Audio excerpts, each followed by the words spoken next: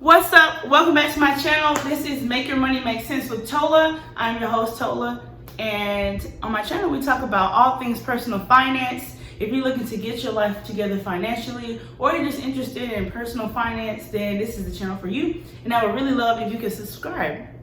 Today, we're talking about bonds.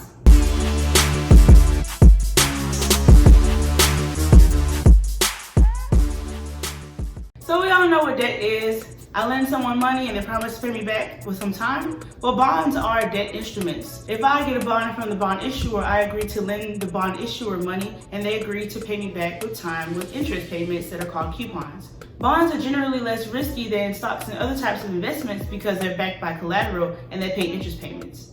So let's go over a simple example of a bond. So let's say Make Money Make Sense issues a 10-year bond with a $10,000 face value with a 5% coupon rate. So the investor agrees to buy the bond at a 5% coupon rate, meaning that every year for 10 years, they will receive $500 in interest payments. At the end of 10 years, they'll get their $10,000 back on top of those $500 of interest payments that they had received 10 years prior.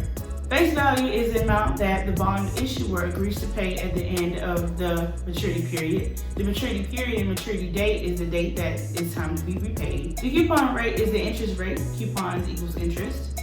The bond issuer is the person who issues the bond or the contract, and the bond holder is the person who is going to be repaid and holds the bond. There are three primary issuers of bonds, and we'll start with the United States government. So U.S. government bonds are issued to finance the national debt and to cover deficit spending. Debt instruments issued by the U.S. government are considered to be the safest in the world because interest payments do not have to undergo approval by Congress annually. There are three types of U.S. Treasury bonds. You have your Treasury Bills, which are 12 months or less. You've got Treasury Notes, which are 2 to 10 years. And then you've got Treasury Notes, which are greater than 10 years. So you've got Treasury Bills, Notes, and Bonds. Interest earned on government bonds are exempt from state and local taxes, but are taxed at the federal level. Now let's talk about municipalities. So municipalities is at the state and local level. Municipal bonds are issued to fund state and local projects. So let's say the city wants to start a new park, but they can afford it and it's not in the budget. So the city will issue a municipal bond for, let's say, $1,000, and it's payable back in 12 months with coupon payments every month at 10%. So every month I'll receive $100 in coupon payments, and at the end of the year, they will give me my full $1,000 back. General obligation bonds are the least risky of municipal bonds and are repaid by taxes that are collected by the issuer. Revenue bonds are issued to fund revenue-generating projects. For example, a revenue bond can be issued to fund a new highway. The tolls on the highway can be used to repay the revenue bonds to the bondholders. Private equity bonds are issued to fund joint projects between municipal and private sectors.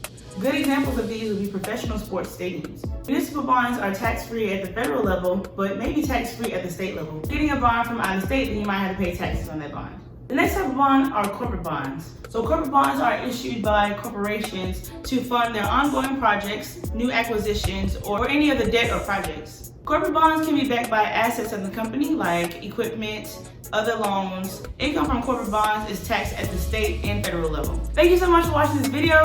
If you like this video, please give me a thumbs up and let me know your thoughts in the comments down below. My next video is going to be about the risks of investing in bonds, and I would really love for you to check it out in my investment series.